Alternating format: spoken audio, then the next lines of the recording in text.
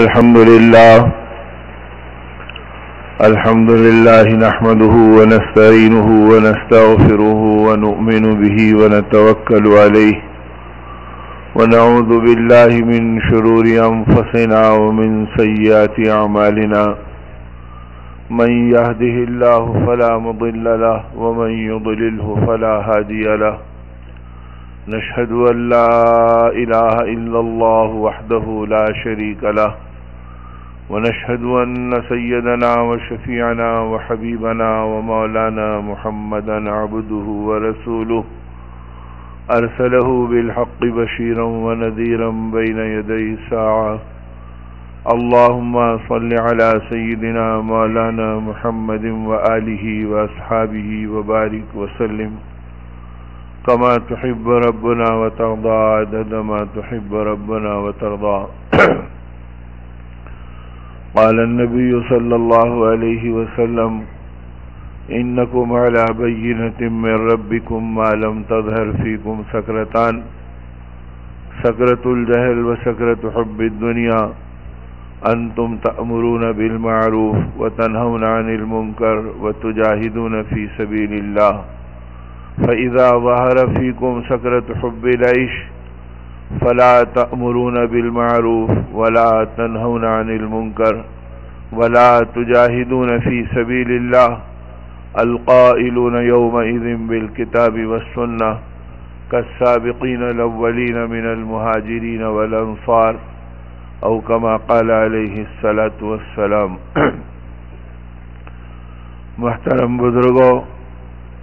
اور عزیز بھائیوں اور دوستوں، حق تعالی شانہ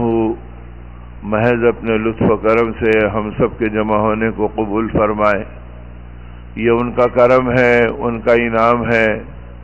ان کے بے پناہ احسانات میں کا ایک یہ اشارہ اور ایک مظاہرہ ہے کہ پروردگار عالم نے ہماری بے شمار کمی اور کوتاہیوں کے باوجود اور رات دن دنیا کی محبتوں کے دلدل میں پھنسے رہنے کے باوجود اور اپنی زندگی کو غفلتوں میں ڈبوئے ہوئے رہنے کے باوجود اس کریم پروردگار عالم نے کرم فرمایا اور اپنی نسبت کی ایک زبردست دولت اور ایک زبردست محنت اپنے کرم سے ہمیں نصیب فرمائی، دین کی، ایمان کی، آخرت والی فکروں کی، اپنے انجام کو سنوارنے کی، اپنی زندگی کو بنانے کی اور ساری دنیا کے انسانوں کو حق کی راہ کی طرف رہبری کرنے والی روحانیت اپنی زندگی میں لینے کی اللہ پاک نے ایک مبارک محنت اپنے کرم سے ہمیں نصیب فرمائی. اور پھر اس مبارک محنت میں پروردگار عالم نے جو اپنے فضل اور اپنے کرم سے ہمیں جان و مال لگانے کے جذبے کی توفیق بھی عطا فرمائی. اس لیے کہ دین کی ان محنتوں میں اور ایمان کی ان کوششوں میں ہر اللہ کے بندے کے دل و دماغ میں اس زمانے میں ماحول کی برکت سے یہ بات اللہ پاک ہی کی طرف سے بھی عام اور تام ہو چکی کہ یہ وہ مبارک کام ہے کہ جس میں اپنی جان لگانا، اپنا مال لگانا، اپنے اوقات لگانا،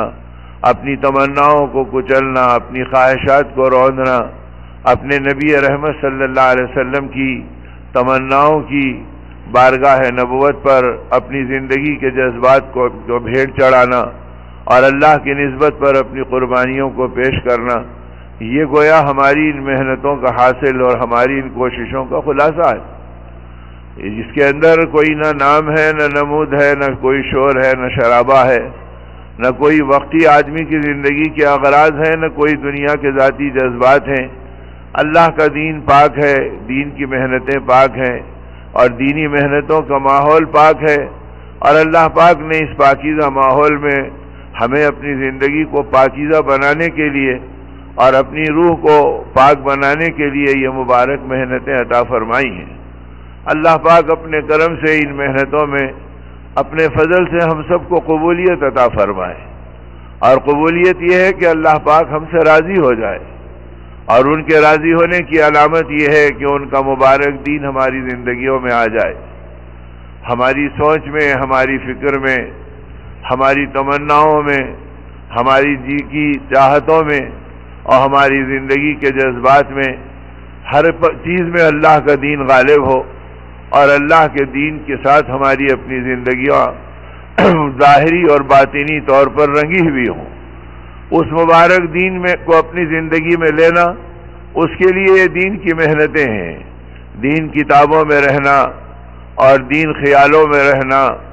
اور دین گویا فریم میں رہنا، یہ ہماری زندگیوں کا اصل خلاصہ اور مقصود نہیں ہے، بلکہ مقصود یہ کہ دین ہماری زندگی میں رہنا۔ جیسے دوائیں اندر میں آتی ہے تو صحت باہر میں نظر آتی ہے، اسی طرح دین اندر میں نظر آئے گا تو اطاعت باہر میں نظر آئے گی، تقوی زندگی میں نظر آئے گا، اللہ کا تعلق ہمارے اعمال سے باہر اپنے معاشرے اور ماحول میں نظر آئے گا۔ پھر ہماری زندگی کے اثرات ہمارے اپنے پورے ماحول پہ پڑیں گے، پھر مرد بھی، عورتیں بھی، بوڑھے بھی اور جوان بھی، اور پڑھے لکھے بھی اور بے پڑھے بھی، پھر ہر ایک کی زندگی کی بنیاد اپنے خالق و مالک کو پہچاننا، اپنی آخرت کو جاننا اور اپنے انجام کو سامنے رکھ کر اپنی زندگی کو گزارنا۔ اس راستے پر اللہ پاک نے اس مبارک محنتوں کے ذریعے سے اپنی نعمتوں کے دینے کا مظاہرہ ہر زمانے میں فرمایا۔ جب بھی اللہ کے دین کی محنت ہوئی تو اللہ کے دین کی محنت سے اللہ کا دین ملا، اور جب دین ملا تو اس کے نتیجے میں دیندار زندگیاں وجود میں آئیں، اور جب دیندار زندگی بنی تو دعائیں قبول ہوئی، اللہ کی رضا ظاہر ہونے لگی، دلوں کی دنیا پلٹنے لگی، حالات عالم بدلنے لگے، ماحول میں تغیرات آنے لگے، اور ہر ایک کی زندگی میں جبکہ ابتدا میں محنت کی گئی، مجاہدے کیے گئے، قربانیاں دی گئیں، اور پھر ماحول بنا تو چلتے چلتے اور ہر اشارے اور کنایے سے اللہ کی قدرت نظر آنے لگی، اور آخرت چھوٹے اور بڑوں کو سمجھ میں آنے لگی۔ تو یہ خاصہ ہے دین کی محنتوں کا اور دیندار بننے کی برکتوں کا کہ زندگی کے اندر یہ رخ آدمی کی زندگی کے اندر آئے۔ اسی لیے مسائل کا حل، ضرورتوں کی تکمیل، یہ چیزیں اگر انسانوں کے قبضے میں ہوتی، جس کے باطل نعرے اور کھوکھلے دعوے ہر زمانے میں انسانوں نے کیا، اور پھر اس دھوکوں میں اپنی زندگی کی بربادی کو خود بھی دیکھا اور دنیا کو گواہ بھی بنایا، لیکن آدمی اسی میں چلتا رہا، سب مسائل ہم حل کریں گے، ضرورتیں ہم پوری کریں گے، کسی کے نزدیک اولاد کی ضرورتیں تو کسی کے نزدیک ماں باپ کی ضرورتیں تو کسی کے نزدیک پڑھنے پڑھانے کی ضرورتیں، تو ان سب کے بیچ میں یہ بات سمجھ میں آئے کہ یہ ساری کی ساری چیزیں اکیلے ایک اللہ کے قبضے میں ہیں اور اللہ ہی کی قدرت میں ہیں۔ تو اللہ سے مانگنا اور اللہ کی طرف رجوع ہونا اور اللہ کی منشا کو پہچان کر اپنی زندگی کو گزارنا۔ اللہم حوالینا ولا علینا، اے اللہ اپنے کرم سے ہمیں عافیت والی زندگی اور عافیت والا موسم عطا فرما، اور اے اللہ اپنی بارشوں کو آس پاس ایسے عطا فرما جو جس سے راحت اور رحمت رہے۔ اور اے اللہ ہم کمزور ہیں، بے بس ہیں، ہمیں ہواؤں سے، بے موسم کی بارش کے جھکڑوں سے اور ہر قسم کی آزمائشوں سے مولا ہم آپ ہی کی پناہ مانگتے ہیں، اس لیے کہ ہم بے بس ہیں، ہمارے قبضے میں کچھ نہیں ہے، ساری چیزیں مولا آپ ہی کے قبضے اور قدرت میں ہیں۔ اللہ کی طرف رجوع رہے، اللہ سے مانگتے رہیں تاکہ اللہ پاک ہم سے راضی رہے اور اللہ ہم پہ کرم فرما دے۔ تو میرے دوستو یہ محنتیں ہیں اسی لیے کہ بندہ ہمیشہ اللہ کی طرف رجوع رکھے، تو انسانی دعوے ہمیشہ اس قسم کے کھوکھلے چلتے رہے کہ ضرورتیں ہماری اور ہم ان مسائل کا حل اپنے ہاتھوں سے کریں گے، لیکن کبھی بھی یہ انسانیت ایسی محنتوں میں بامراد اور کامیاب نہیں ہوئی۔ اسی انبیاء علیہم السلام ہر زمانے میں اور نبیوں کے سردار اور انبیاء کے امام اور کونین کے سرور آقا نامدار تاجدار مدینہ سیدنا محمد رسول اللہ صلی اللہ علیہ وسلم نے تمام انبیاء کے آخر میں قیامت تک کے زمانے کے لیے اور تمام علاقوں کے لیے، مشرق و مغرب، شمال و جنوب کے لیے اللہ پاک کی طرف سے اس آواز کو بلند فرمایا اور اس دعوت اور پکار پر انسانیت کو جمع فرمایا، اے لوگوں مسائل کا حل ہمارے ہاتھ میں نہیں ہے، ہمارے رب کے ہاتھ میں ہے، لہذا سب سے پہلے اپنے رب کو پہچانو، اپنے خالق و مالک کو پہچانو، اس کی مرضی کے مطابق اپنی زندگی کو بناؤ، تاکہ یہ بات سمجھ میں آئے کہ یہ دنیا اللہ کی مرضی کو پورا کرنے کی جگہ ہے۔ اور جب آدمی کی زندگی بگڑتی ہے اور بچلتی ہے تو ہمارے ذہن یہ بنتے ہیں کہ یہ دنیا میں اپنی مرضی کو تلاش کرو اور اپنی مرضی کو پورا کرو. اور اللہ پاک نے اپنے پاک کلام میں اور نبیوں کے سردار حضرت محمد رسول اللہ صلی اللہ علیہ وسلم نے احادیث پاک میں اللہ کی طرف سے یہ بات بتلا دی کہ اے لوگو، یہ دنیا اللہ کی مرضی کو پورا کرنے کی جگہ ہے اور ہماری مرضی کے پورا ہونے کی جگہ آخرت ہے، کہ اللہ ہماری مرضی کو اپنی شان شان پورا کریں گے. اسی اللہ نے جنت بنائی ہے کہ دنیا اللہ پاک کی مرضیات کو لینے کی جگہ نہیں ہے، کہ اس کو اللہ کی شان کے اعتبار سے سنبھالا جائے. یہاں اللہ پاک اپنی شان کا خطرہ ٹپکا دیتے ہیں اور سایہ دے دیتے ہیں تاکہ بندے اپنی تمناؤں میں اور اپنی ضرورتوں میں مایوس نہ ہو جائیں. باقی جو کچھ دینے والے ہیں اور جو دیں گے وہ اپنی شان کے اعتبار سے آخرت میں عطا فرمائیں گے. دنیا تو وہ جگہ ہے جو اللہ کی مرضی کی جگہ ہے. اگر ہماری مرضی کی جگہ ہوتی تو کوئی بوڑھا نہیں ہوتا، سب جوان ہوتے. اگر ہماری مرضی پوری ہونے کی جگہ ہوتی تو کوئی بیمار نہیں ہوتا، سب صحت مند رہتے. اگر ہماری مرضی کی جگہ ہوتی تو کوئی غریب نہیں ہوتا، سب مالدار ہوتے. اگر یہ دنیا ہماری مرضی کی جگہ ہوتی تو سب زندہ رہتے، کوئی مرتا ہی نہیں. لیکن موت بتلا رہی کہ دیکھو تمہاری مرضی کی جگہ نہیں، یہ اللہ کی مرضی کی جگہ ہے. تم جینا چاہ رہے ہو اور اللہ کا فیصلہ تمہارے اوپر آ رہا ہے. تم جھوپڑے میں ہیں تو وہاں سے رخصت ہو جاؤ گے، اور تم شاہی محلات میں ہیں تو لوہے کی سلاخوں کے اندر بھی موت سے تمہیں کوئی بچا نہیں سکتا. اور جب وہ آئے گی تو اپنے وقت کے اوپر اللہ کا فیصلہ لائے گی. لہذا یہ وہ جگہ ہے جو اپنی مرضی کی جگہ نہیں ہے، یہ اللہ کی مرضی کی جگہ ہے. اور جہاں یہ اللہ کی مرضی کی جگہ ہے وہاں یہ بات بھی بتلا دی گئی کہ جب یہ جگہ رہنا نہیں ہے تو یہ جگہ جی لگانا نہیں ہے، یہ جگہ اعتبار کی نہیں ہے، یہ دھوکے کی جگہ ہے. متاع الغرور قرآن پاک نے کہہ دیا کہ یہ دنیا کیا ہے؟ یہ دھوکے کا گھر ہے. جب یہ دنیا دھوکے کا گھر ہے تو یہاں کی عزتیں بھی دھوکہ ہے، اور یہاں کی راحتیں بھی دھوکہ ہے، اور یہاں کا چین بھی دھوکہ ہے، یہاں کی ساری چیزیں دھوکہ ہے. اس لیے کہ ان کا کوئی اعتبار نہیں کہ یہ کب تک رہے گی. بڑی بڑی طاقتوں کے حامل، دنیا کے فاتح، اور یہ کہتے رہے کہ بھئی ساری دنیا کو ہم نے فتح کیا، لیکن موت نے ان کو شکست دے دیا. اور ایسی شکست دی کہ بابل میں بیمار پڑا تو تڑپ گیا سکندر اعظم، اور یہ کہا کہ کوئی ہے مالی جو مجھے گھر تک پہنچا دے تو میں آدھی دنیا اسے دینے کے لیے تیار ہوں. اور جب موت کا منظر نظر آنے لگا تو یہ وصیت کرنے پہ بے بس ہو گیا کہ میرے جنازے کو کھلے ہاتھوں لے جانا، تاکہ دنیا دیکھ لے کہ دنیا کا فتح کرنے والا آج خالی ہاتھ دنیا سے جا رہا ہے، تاکہ پتہ چل جائے کہ دنیا کا انجام کیا ہے. تو اللہ پاک نے بارہا اس سبق کو ہماری زندگی میں دہروایا. فاعتبروا یا اولی الابصار، اگر تمہیں عبرت ہے، تمہیں آنکھیں ہیں تو تم بصیرت ہے تو اس سے عبرت حاصل کرو، اور ان حالات کے پلٹنے سے اپنی زندگی کے انجام اور اپنے پیدا کرنے والے خالق و مالک کی قدرت کو پہچانو کہ میرا کوئی رب ہے، وہ میرا مالک ہے، وہ میری ضرورتوں کو پوری کرتا ہے، اور میں اس کے قبضے میں جکڑا ہوا ہوں، اور میں بے بس ہوں. جیسے کوئی مرنے والا غسل دینے والے کے ہاتھ میں بے بس ہے، اس سے زیادہ پوری کائنات پروردگار عالم کے ہاتھ میں بے بس ہے. یہ اپنی مرضی سے کروٹ نہیں رہ سکتی، یہ اپنی مرضی سے پلٹ نہیں سکتی. جو کچھ ہے وہ اللہ کے قبضے اور قدرت میں. اس لیے انبیاء علیہ السلام کی محنتوں کی بنیاد یہ تھی کہ پہلے یہ انسان اپنے خالق و مالک کو پہچانے، اور جب تک یہ بندہ اپنے مالک کو نہیں پہچانتا یہ اپنی مرضی سے ہٹ کر اللہ کی مرضی پہ کرنے کے لائق بھی نہیں بنتا. اسی لیے پہلی وحی عمل کی جو آئی، اقرأ باسم ربک الذی خلق، یہ تو تعارف کی وحی تھی، اور نبی رحمت صلی اللہ علیہ وسلم کے نبوت کے ظہور کا اعلان تھا. اس کے بعد جو آپ پر بے کلی اور بے چینی اور آپ کی زندگی کے اندر ایک بے قراری آئی،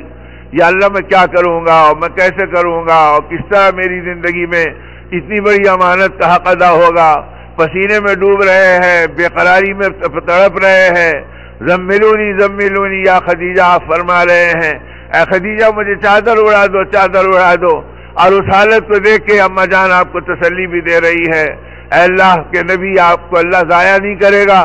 آپ غریبوں کے کام آتے ہیں، آپ مسافروں کو راستہ دکھاتے ہیں، آپ پریشان حالوں کی مدد کرتے ہیں، آپ بیواؤں کو راحت پہنچاتے ہیں، اللہ آپ کو ضائع نہیں کرے گا۔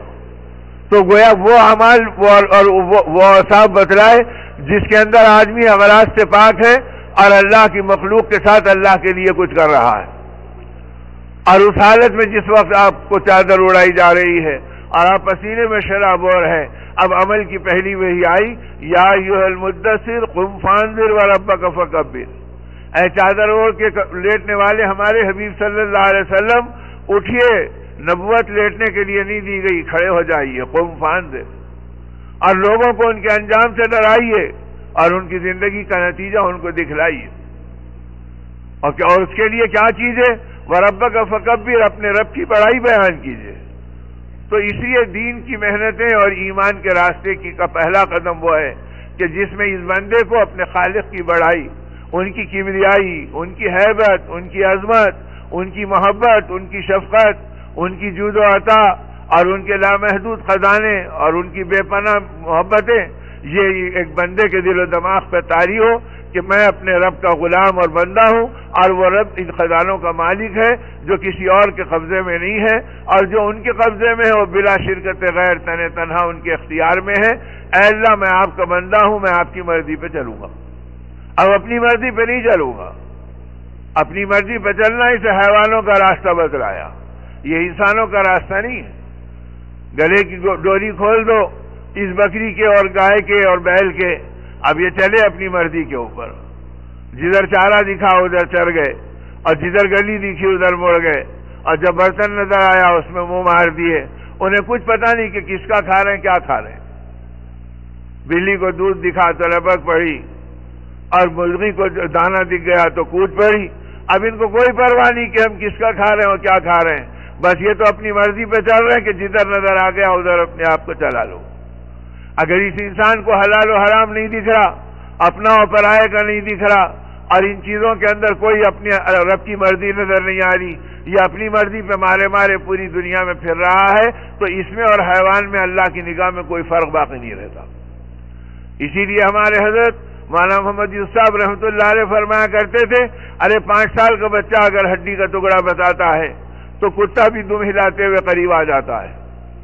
اور وہی بچہ اگر ہڈی کے ٹکڑے کی جگہ پتھر کا ٹکڑا اٹھا لے تو کتا بھی دم دبا کے بھاگ جاتا ہے۔ تو پیٹ بھرنے کی چیز کیا ہے اور پیٹ کو بچانے کی چیز کیا ہے، تو وہ تو کتا بھی جانتا ہے۔ اگر تم انسان بن کر اور ایمان والے بن کر اور نبی رحمت صلی اللہ علیہ وسلم کے غلام اور امتی بن کر اگر تم نے زندگی کی ساری صلاحیتوں سے پیٹ اور پیٹ کو ہی پہچانا اور آگے کچھ نہیں پہچانا، تو ہم میں اور کتوں میں کوئی فرق باقی نہیں رہا۔ ہم نے اپنی زندگی کی حیثیت کو حیوانوں اور جانوروں کے راستے کے اوپر ڈال لیا۔ اس لیے میرے دوستوں اور میرے بزرگوں، یہ زندگی اپنی مرضی کی جگہ نہیں، مولا کی مرضی کی جگہ ہے کہ اللہ کی مرضی کی بنیاد پر چلو۔ شاہ دولہ رحمۃ اللہ علیہ اسی ملک کے بڑے اہل اللہ میں سے گزرے، اور ان کے زمانے میں گویا ایک سیلاب آیا،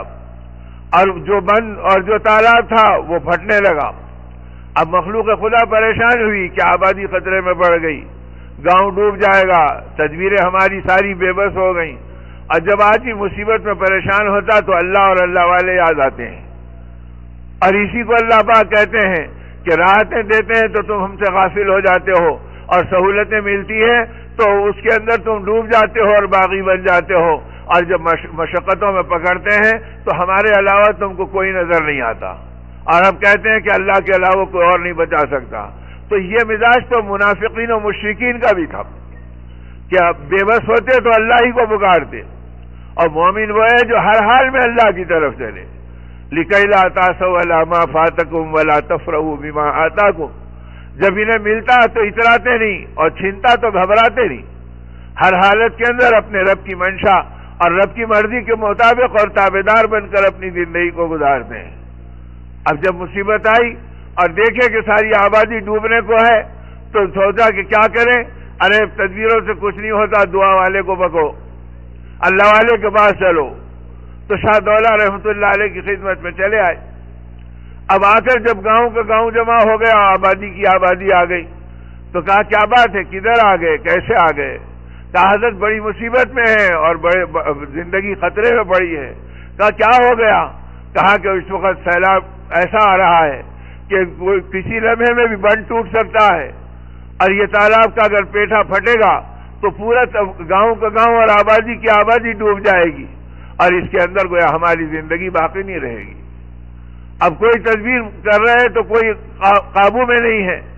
اللہ کے لیے دعا فرما دیجئے۔ فرمانے لگے اچھا اتنی بڑی پریشانی آ گئی اور ایسی بات ہے، چلو چلو ہم بھی چلیں گے تمہارے ساتھ۔ کہاں ہے وہ تالاب؟ اب یہ مخلوق خدا کو اور راحت ملی، ارے اللہ والا دعا ہی نہیں بلکہ چلنے کو بھی تیار ہے، چلو ان کے برکت والے ہاتھوں سے کچھ مٹی ڈلا دیں گے، کچھ وہاں پر کسی پتھر پہ دم کرا دیں گے تاکہ پھٹنے والے جھرے اور آنے والا پجرنے والا پانی رک جائے۔ اب وہاں چلے اور دیکھا کہ پانی گویا اس کے اندر سے رس رہا ہے اور گویا وہ دھارے پھیلنے کو ہے، تو اب وہاں پہنچ کے فرمایا اچھا یہ حال ہے، فرمایا بتاؤ کدال کہاں ہے، پھاوڑا کہاں ہے؟ لوگوں نے لا کے دیا کہ حضرت یہ ہے۔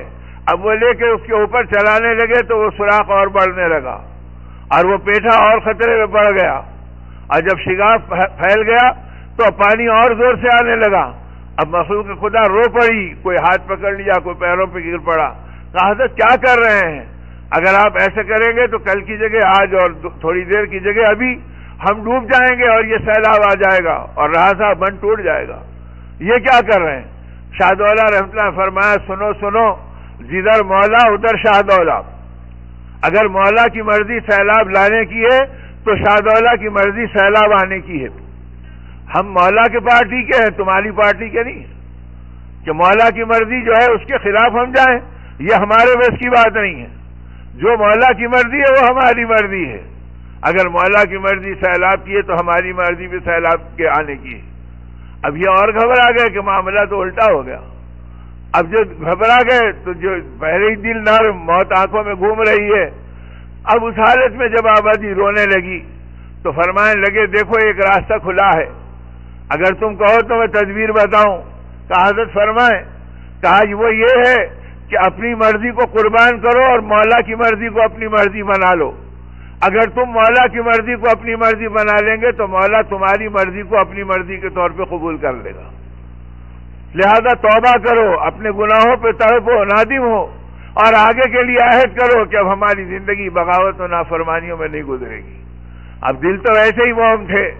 اب جب سبوں نے تڑپ کے دعا کی اور تڑپ کر اپنا توبہ کی تو فوراً ہاتھ اٹھا کے دعا کی اور کہا مولا یہ کمزور بندے ہیں، اپنی خطاؤں پہ نادم ہیں، اب یہ معافی کی بھیک تجھ سے مانگتے ہیں، مولا انہیں معاف کر دے اور ان کی پریشانی کو دور کر دے، اور ان کی مرضی کو آپ پورا کر دیجئے، یہ آپ کی مرضی پورا کرنے کا عہد کر رہے ہیں۔ نتیجہ یہ ہوا ادھر دعا ہوئی، ادھر سیلاب کا رخ پلٹ گیا اور پانی کا دھارا الٹا بہنے لگا، اور اللہ نے بغیر کسی ظاہری تدبیر کے اس علاقے کی حفاظت فرما دی۔ تو میرے دوستو، اللہ پاک کا معاملہ یہ ہے کہ بندے کے ذمے کی ذمہ داری کو پورا کرنے کا راستہ نبیوں نے بتلایا کہ دیکھو یہ دنیا اللہ کی مرضی کو پورا کرنے کی جگہ ہے۔ آج گھروں کے جھگڑے، آپس کے اختلافات، ایک دوسرے کے آنکھوں میں خون کا اترنا، دلوں میں پھٹن کا آنا،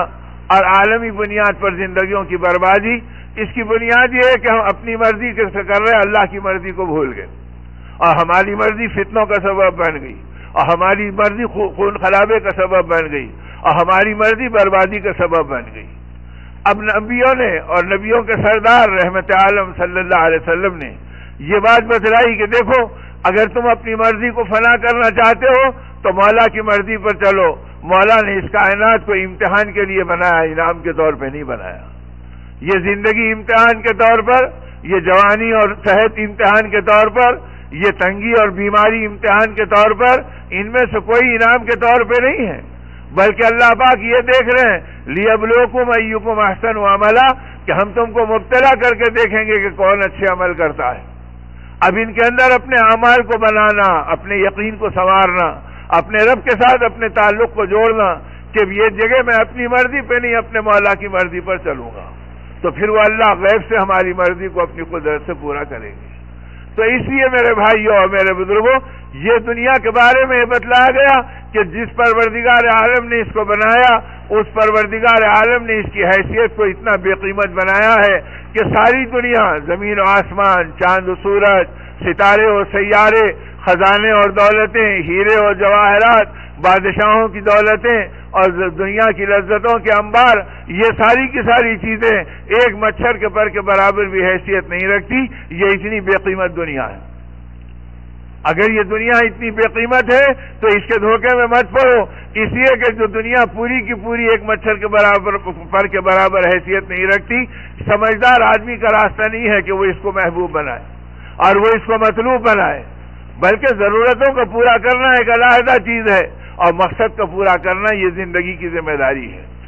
ضرورتیں تو آدمی کی کسی طرح بھی پوری ہو جائیں گی. ارے بھائی دوپہر سے شام تک کا وقت گزارنا ہے، اگر روٹی نہیں ملتی تو چاول مل گیا، اور چاول نہیں ملتی تو چنے کے دانے مل گئے، اور وہ نہیں ملتے تو آدمی کچھ پھانک کر اور 2 بسکٹ کے ٹکڑے کھا کر اپنا وقت گزار سکتا ہے. ضرورتیں بدل سکتی ہیں لیکن مقصد میں کوئی فرق نہیں آ سکتا ہے. اور جو آدمی مقصد کو بدل دیتا ہے وہ اپنی زندگی کی قیمت کو کھو دیتا ہے. تو یہ راستہ بتلایا گیا کہ اپنی زندگی کے اندر اپنی ضرورتوں کو پہچانو، اور یہ دنیا جو اللہ پاک نے بنائی ہے یہ بے حیثیت و بے قیمت بنائی ہے، یہ مردار دنیا ہے. جب یہ دنیا بے حیثیت ہے تو اس کی تمنائیں ردی سامان کی طرح ہے، تو یہ چیزیں سمجھدار انسانوں کا میدان محنت نہیں ہے. اب نبی رحمت صلی اللہ علیہ وسلم نے صحابہ کرام کے سامنے اس دنیا کی حقیقتوں کو کھولا، اور اللہ پاک کے پاک کلام نے جگہ جگہ اس دنیا اور دنیا کا انجام اور دنیا کی محبتوں کی حقیقت کو صاف ظاہر کیا، تاکہ سمجھ میں آ جائے کہ دنیا کی کیا نوعیت ہے. کہ ساری دنیا کے بارے میں رحمت عالم صلی اللہ علیہ وسلم کے ارشاد پاک کا خلاصہ یہ ہے کہ کل قیامت کا میدان ہوگا اور اللہ پاک اس پوری دنیا کو ایسے سجائیں گے جیسے کوئی دلہن کو سجاتا ہے، اور ایسے سجائیں گے کہ اس کے اندر کی تمام زیب و زینت کی چیزوں سے اسے سجایا جائے گا. خالی اس کے کو رنگ برنگا نہیں بنایا جائے گا، اس کے سونے سے، اس کے چاندی سے، اس کے ہیروں سے، اس کے جواہرات سے، اس کی جاذبیت والی زرق برق سے اور اس کے اندر کی تمام تمطراق سے اس کو سجا کر دلہن بنا کر اللہ کی پاک بارگاہ میں پیش کیا جائے گا، اور پھر اللہ کی پاک بارگاہ میں اس کی طرف سے درخواست کی جائے گی اور اس کو گویائی کی قوت دی جائے گی، اور یہ دنیا کہے گی کہ اے اللہ، اتنے سجنے کے باوجود، اتنا بنٹھن جانے کے باوجود میں آپ کے سامنے قسم کھا کے کہتی ہوں میں کسی ادنا جنتی کے جنت کے برابر نہیں ہوں، البتہ کسی جنت کے کونے میں مجھے بھی داخل کر دیجئے. تو حق تعالی شانہ کا جواب ہوگا، اے دنیا تو ہماری نگاہوں میں اتنی خبیث و بے حیثیت ہے کہ ہم تجھے کسی ادنا جنتی کے جنت کے کونے میں کیا داخل کرتے. جس جنت میں تجھے داخل کیا جائے گا تیری نحوست سے میرے جنتی کے جنت کی زینت بھی ختم ہو جائے گی، اور فرشتوں کو حکم ہوگا کہ ان سب کو اٹھا کر جہنم کا ایندھن بنا دو اور اسے جہنم کے انگاروں میں ڈال دو. تو اس وقت پتہ چلے گا کہ دنیا کی حیثیت کیا ہے اور دنیا کا انجام کیا ہے. جب دنیا کو اٹھا کر جہنم کا ایندھن بنایا جائے گا تو دنیا کے چاہنے والوں کو کہاں رکھا جائے گا.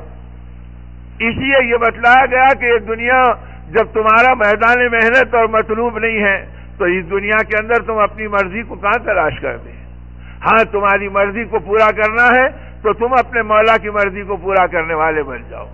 اب صحابہ کرام اللہ کی مرضی کو پورا کر کے چل رہے ہیں اور اللہ پاک ان کی زندگیوں میں اپنی قدرت کا تماشا دکھلا رہے ہیں. مسجد نبی ہے، صحابہ کرام کا ایک خاصا مجمع جمع ہے اور وہ بھوک اور فاقوں کے اندر ڈوبا ہوا ہے. کئی دن سے ان کے گھروں میں چولہے نہیں جلے ہیں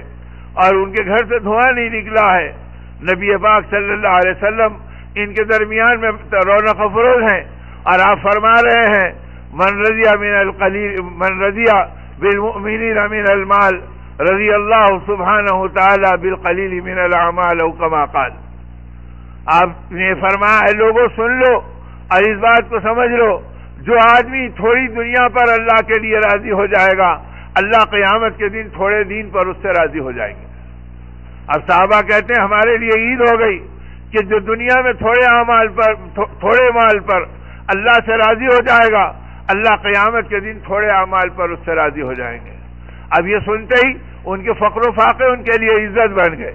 ان کی بھوک اور پیاس ان کے لیے آخرت کا خزانہ بن گئی. اللہ اگر ہم تھوڑی دنیا پہ راضی ہو گئے تو آخرت میں تھوڑے دن پر اللہ ہم سے راضی ہو جائیں گے. بس تو یہ فاقے بھی محبوب ہیں، یہ بھوک و پیاس بھی عزیز ہے. اب ان چیزوں میں گلے شکوے نہیں ہوئے. نہ اللہ سے بدگمانی ہوئی، نہ مخلوق کے اندر کوئی آدمی کا تجسس ہوا، بلکہ اپنی زندگی بے تاج کے بادشاہوں کی بن گئی، اور اتنے بے نیاز بن گئے کہ جب دنیا قدموں میں آئی تو رونے لگے، یا اللہ کہ ہماری محنتوں کا صلہ ہم کو دنیا میں تو نہیں مل جا رہا۔ تو اس امت کا تو مزاج یہ بنایا گیا کہ تم دنیا کے بارے میں اس ذہن کے ساتھ چلو، اور اپنے اللہ کے ساتھ اپنا رشتہ ایسے مضبوط کرو کہ میری مرضی کیا ہے، میں تو اللہ کی مرضی پہ چلوں گا۔ اب اللہ کی مرضی پر اس امت کا اتنا مزاج بنایا گیا، اتنا مزاج بنایا گیا کہ مدینہ طیبہ ہے، اور صحابہ کرام رضوان اللہ تعالی علیہ مجمعین فرماتے ہیں کہ نبی رحمت صلی اللہ علیہ وسلم کی خدمت میں رئیس فلک کے پاس سے آئے ہوئے خزانوں کا انبار ہے، اور آپ لوگوں میں تقسیم کیے جا رہے ہیں، اور مدینہ سمٹ سمٹ کر آ رہا ہے، اور آپ ہر ایک کے ساتھ اپنی سخاوت اور ان کو دینے کا جود و عطا کا معاملہ فرما رہے ہیں۔